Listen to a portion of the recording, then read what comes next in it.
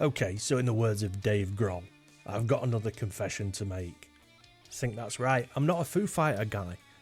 I mean, they're okay, I guess. They're not my thing. But here's my confession. For me, I like gear. I love guitars and I love gear. Maybe even more than actually playing guitar. But at least I'm honest about it. There you go. I think you all knew this anyway. But I saw an article online the other day and it got me thinking. Why are all guitar players trying to sound exactly like other guitar players? So yeah, that's what we're talking about today.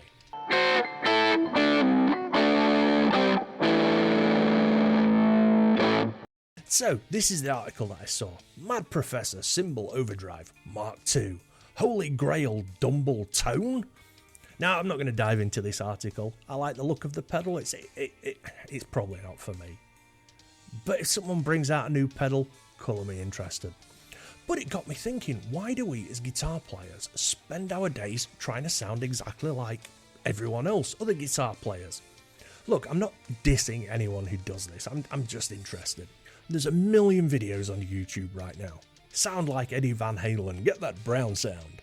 Sound like James Hetfield, sound like Steve Vai, get that John Mayer tone.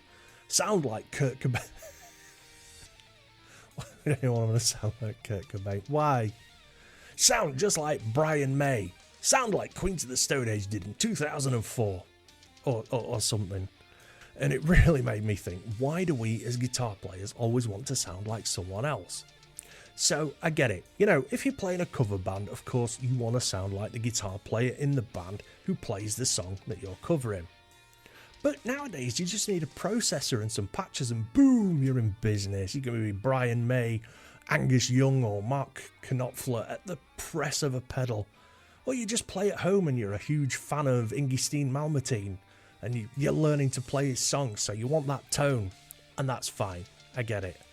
As I'm making this video, it's slowly occurring to me that one of two things is happening in the guitar world. Either the majority of guitar players just play covers, or we have a severe lack of imagination. I think it might be the first one. I made a video a while back saying why I would never play in a cover band, and it's just not for me, playing other people's songs. And I think that goes for other people's tones as well. There's that old saying, isn't there? You could pick up Eddie Van Halen's guitar, plug into his amp with all his pedals and everything, but unless you're Ed, you're not really going to sound like Ed, are you? I mean, you might do a bit, but maybe? I don't know. I just don't get why everyone wants to sound like somebody who has already done it.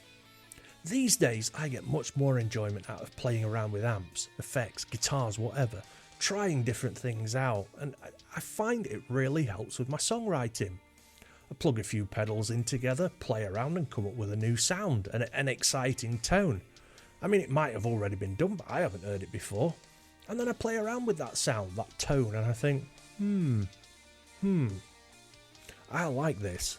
That's a nice guitar sound. Play around with it a little more and see if it inspires me to come up with a new lick or a riff or a bit of a solo or a song. And I can then build upon that. If I'm lucky, I'll get a full song out of it. But now, and I don't know why, whenever I see something, a pedal usually, and it says, it sounds exactly like a Marshall, or it sounds like a Dumble, or it sounds like a Klon, I'm just not interested. It's like the John Mayer tax on the TS10. John Mayer used the TS10 on his board, and the guitar world suddenly lost its mind, and all of a sudden, everyone needed to have a TS10 on the boards. To sound like John Mayer, I guess. And the price of used TS10 pedals shot through the roof. The John Mayer tax, as KDH once called it. I stole that off KDH, the John Mayer tax. And then Josh Scott came out of nowhere and made us all look like idiots when he made a Bad Monkey sound exactly the same as the TS10 for $30, and a Klon and a King of Tone and many other pedals. I think that video really was a wake-up call for me. I mean, it's not going to stop me buying pedals and gear, don't be stupid. I mean, maybe overdrive pedals, I've got enough of those, including a Bad Monkey. But it has made me think a lot more about how to dial pedals in and get the most out of them. I found a few really interesting channels on YouTube recently. If I remember, I'll try and leave some links in the description. I always say I'll leave links and I forget when I'm uploading it, but I do try. And some of these channels are awesome. They show you pedals that you probably already have and how to dial them in and get the best sounds out of them. You know, just get the best out of them. I mean, take the humble Boss Metal Zone. I know. Brilliant pedal. It's a bit of a joke pedal. You either love it or you hate it.